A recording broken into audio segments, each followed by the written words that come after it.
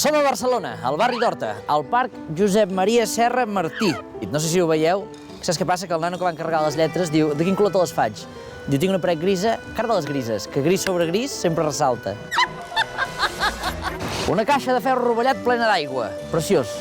Es veu que aquí hi ha uns sortidors que surt aigua fins a 20 metres en l'aire, soroll, música, llums, un espectacle. Oh, bueno. Això sí, has d'enganxar un dia que ho facin, eh? Que làstima. És un parc que no segueix una línia molt clara de disseny. Una sevillana de ferro rovellat. Anem a veure. Yo puedo estar subiendo.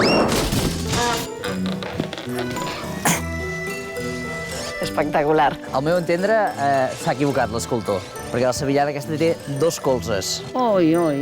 Té com una articulació aquí que no li tocaria, saps? I aquest gesto no... Aquí a Horta hi ha molts desnivells i posen escales mecàniques en alguns llocs, com aquesta.